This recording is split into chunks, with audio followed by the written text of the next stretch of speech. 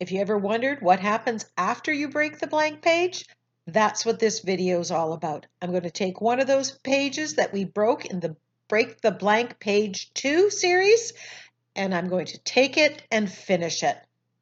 The one that I'm going to use today, I've started or broke the page using the salt technique. This is the one that I'm using today.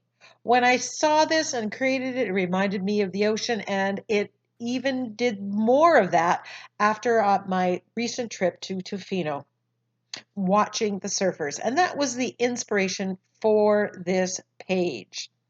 So I'm just drawing some sand in there, and instead of painting it, I decided I'm going to grab some gel prints, some collage papers in brown tones and make my sand. I've got, I think it's called mulberry paper, as well as a gel print. That one gel print has a bit of teal on it, so it really goes well with that salted green blue background. I'm using fluid matte medium to glue this down, and initially I was going to put some music papers in there, and I decided I didn't want more pattern on there. Now the advantage of using collage papers and building your sand as opposed to painting it is you get all that variation from the gel print. You also get the texture from the ripped papers, and that just adds to your finished piece. I love the white edges that the ripped paper gives you.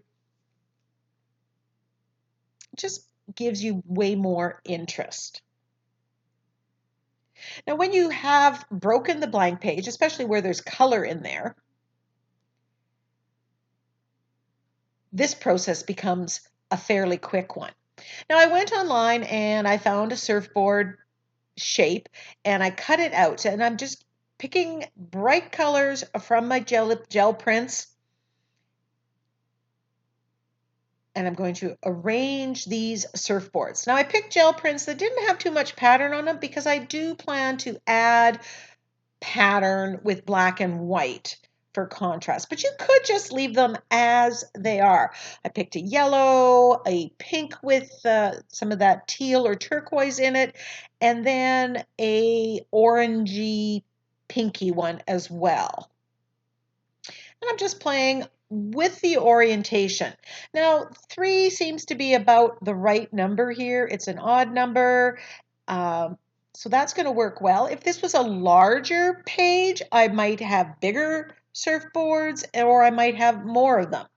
So here's where I'm going to add some pattern to my surfboards. Now, pretty much any of your stencils, any motif on any stencil that you have that fits the size will work. And I'm just masking off parts of that Sunflower Meadow stencil. And then I'm going to stencil with black acrylic paint and a makeup sponge. And voila, very simple. Now I'm putting the yellow between the pink and the purple one, or the pink and the turquoise one, because I want those separated. Playing around with this stencil, thinking, will it work? Won't it? You could put a focal image, you could put a floral, it could be just geometric designs. The sky really is the limit.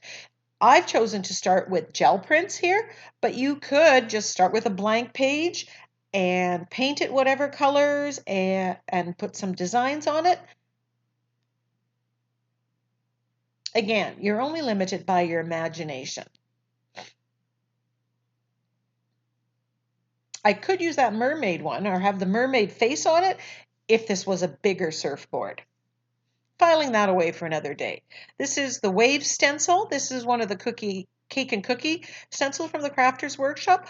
All the stencils are from Crafters Workshop, and I'll put a link to places that you can get them: Amazon, NinnysNapkins, and the TCW Shopify store. I chose to use all black because I liked the contrast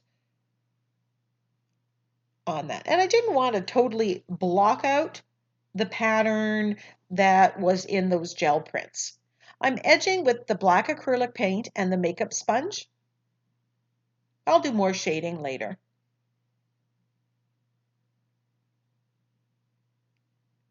Just a reminder, please subscribe to my channel, click the bell, and select the option to be notified of upcoming videos. Every once in a while, you might have to go and reset that. YouTube seems to knock that off at times. A full step-by-step recap using my prompt and process cards will be at the end of this video. I'm using the makeup sponge and edging around my page.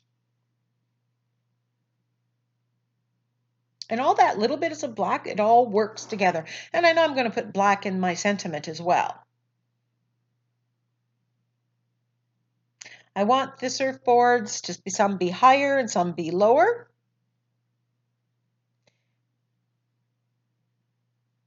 And some are going to look like, I want them to look like they're buried or in the sand or sticking up in the sand. So I might add more sand on top of them.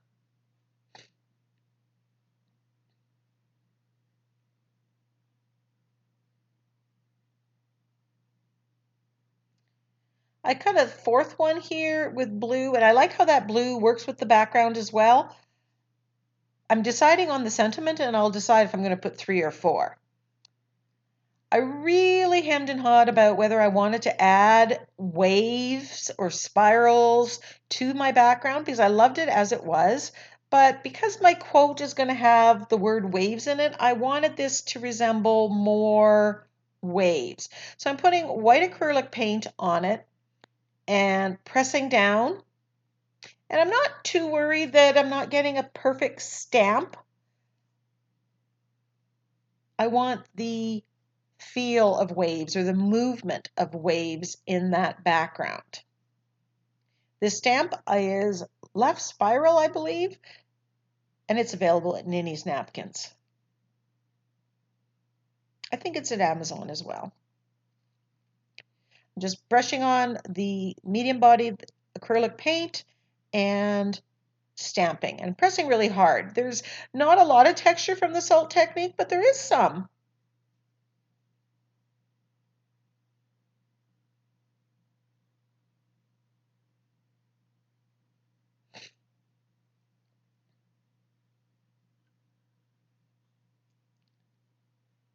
Loving how that's looking.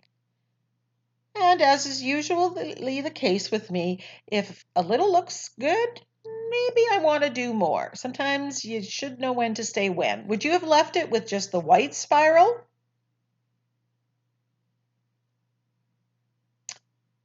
Or add the blue like I did?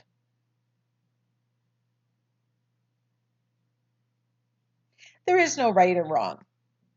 There's simply one choice.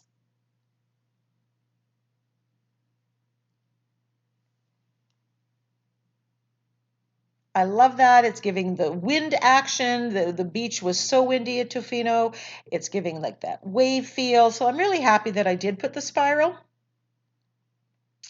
Now comes the time to glue all the elements down on the page. And for that, I'm using my Liquitex Fluid Matte Medium.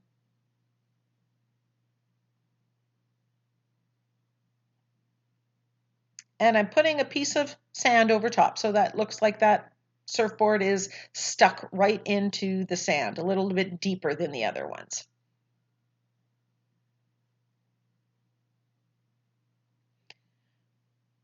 If you don't follow me on Instagram, head over there and follow me at Creative Katie. You'll see what I'm up to.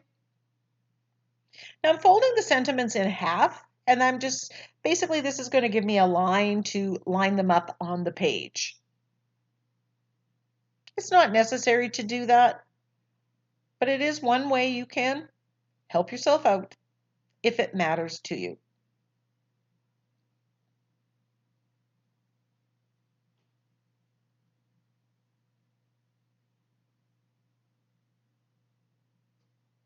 I have a few more ideas. I was inspired by watching all the surfers at Tofino. And so I've got a few more ideas for art journal pages. So stay tuned for those.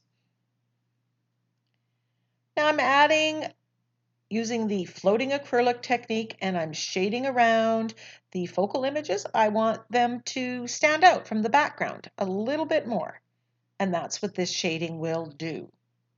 So I'm going on the background right beside these surfboards, and then I'm going to go on the top of the surfboards as well.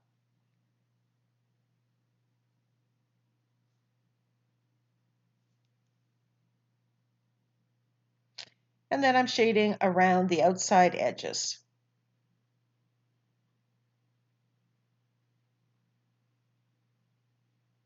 And underneath the sentiment.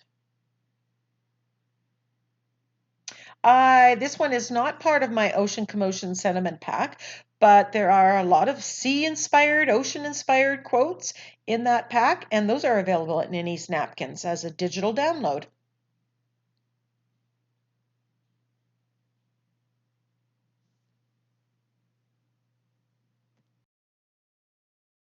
So at this time, I could have been done, but I thought, you know what, I want to add a little bit more contrast. I'm going to put some white on. So I grabbed my fine line applicator bottle. This has acrylic paint that has been watered down. I use Liquitex Basics, and it lasts a long time. It doesn't clog. The needle goes into the nozzle there and keeps it from clogging.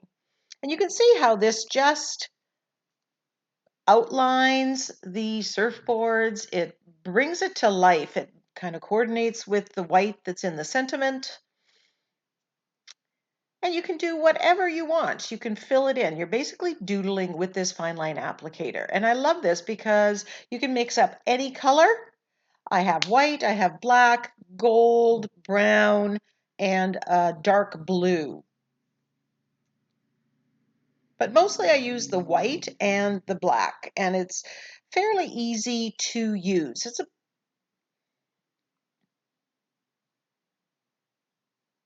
And you get that nice opaque white that you don't always get with liner pens or gel pens.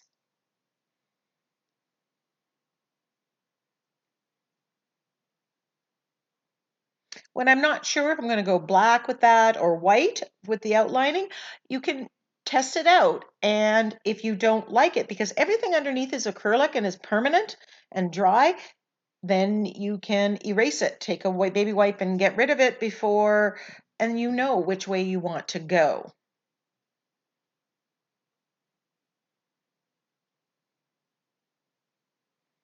I was going to do black around the sentiment, and I thought, you know what, I'm going to change it up. I'm going to put white. I don't know if I've ever done white on here, but I like the effect.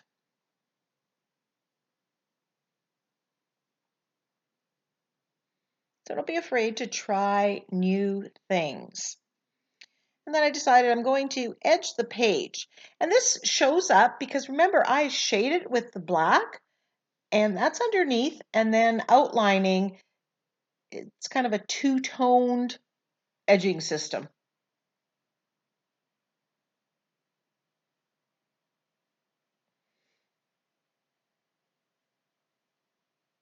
You just need to make sure that this dries. You have to give it a little bit of time to dry because it is a considerable amount of paint. And I decide I'm going to add this sand dollar stencil in the corner. I'm using white pearl modeling paste, which is the shimmer, the shine. It just spectacular. I love that stuff.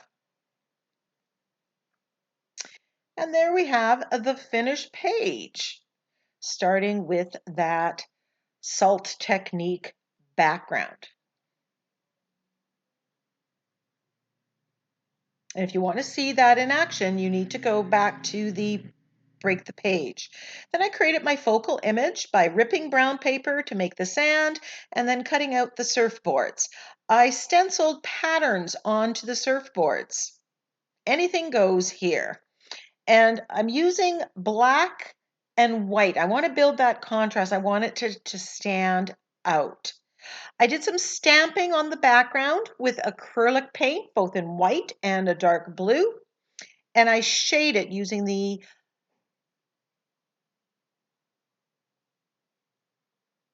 technique. I added a sentiment to the page and I edged the page and the sentiment with the floating acrylic technique, just like I did around the surfboards. I used my fine line applicator to do some doodling on the surfboard and around the edge of the page and sentiment. And I put some modeling paste, white pearl modeling paste to be exact, through the stencil for the sand dollar, just to finish it off. Thank you so much for joining me. Now go get creative.